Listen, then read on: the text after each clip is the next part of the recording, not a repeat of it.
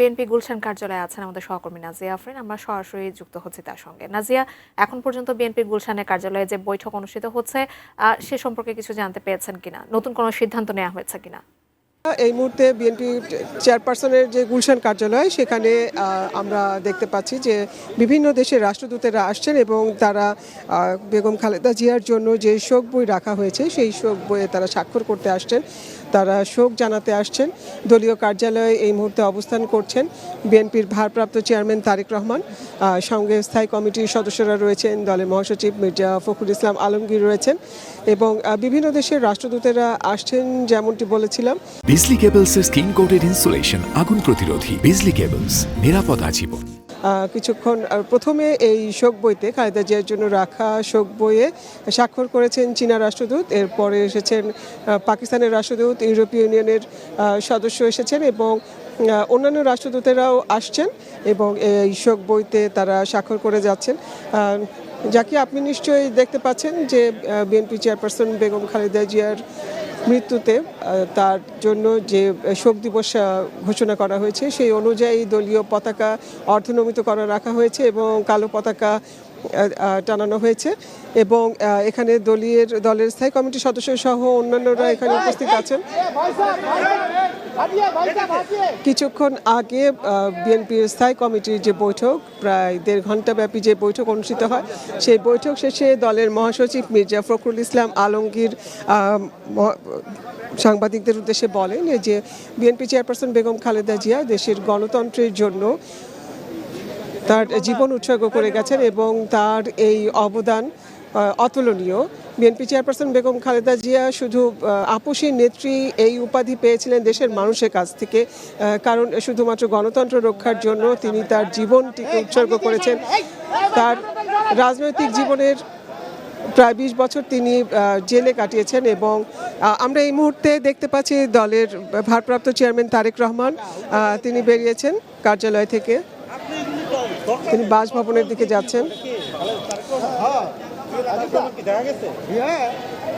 ভোরবেলা যখন BNP chairperson Begum Khaleda Zia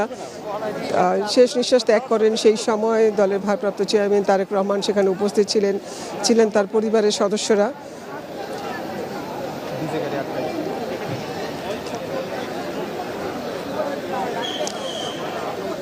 তাহলে ভারপ্রাপ্ত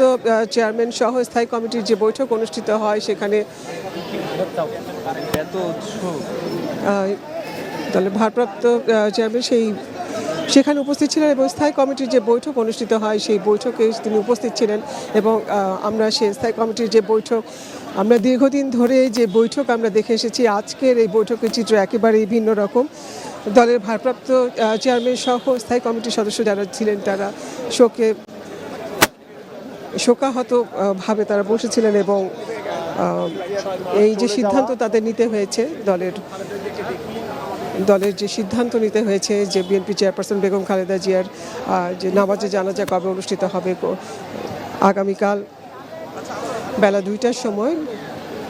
জাতীয় সংসদের দক্ষিণ প্লাজা এবং মালিক মিয়া অ্যাভিনিউর যে মাঠটি রয়েছে সেই মাঠটিতে তার নামাজে জানাজা অনুষ্ঠিত হবে এবং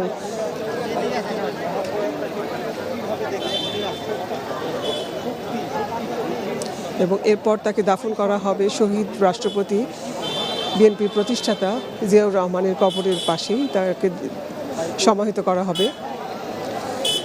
বিএনপি চেয়ারপারসন বেগম খালেদা জিয়ার যে আপসীন নেতৃত্ব, সেই নেতৃত্বের কথাটি বলছিলেন বিএনপি মহাসচিব মির্জা ফখরুল ইসলাম আলমগীর। তিনি বারবার বলছিলেন দেশের এমন একটি মুহূর্ত যখন ফ্যাসিস্ট মুক্ত হয়ে, স্বৈরাচার মুক্ত হয়ে দেশ যখন একটা গণতন্ত্রের পথে নতুন একটি বাংলাদেশের স্বপ্ন যখন উচ্চারিত হচ্ছে, তখন সেই মুহূর্তে যখন তাকে খুব বেশি প্রয়োজন ছিল বিএনপি চেয়ারপারসন বেগম খালেদা জিয়াকে, সেই মুহূর্তে যখন তিনি আমাদেরকে ছেড়ে চলে গেলেন, এই বিষয়টি যেমন শুধু বিএনপির জন্য নয়, সারা দেশের জন্য এক অপূরণীয় ক্ষতি। এবং নয়, বিএনপি চেয়ারপারসন বেগম খালেদা জিয়া অসুস্থ অবস্থা থেকেও 24-এর যে গণ আন্দোলন, সেই গণ আন্দোলন পরোক্ষভাবে হোক প্রত্যক্ষভাবে হোক তিনি তার সেই অবদান রেখে গেছেন এবং 5 আগস্টের পর যখন তিনি মুক্ত হলেন, সব মিথ্যা মামলা থেকে তিনি যখন মুক্ত হলেন, তিনি যখন দেশের জন্য, দেশের মানুষের উদ্দেশ্যে যে বক্তব্য রেখেছেন, সেখানেও তিনি বলেছেন দেশের মানুষের জন্য যে গণতান্ত্রিক আন্দোলন, সেই গণতান্ত্রিক আন্দোলন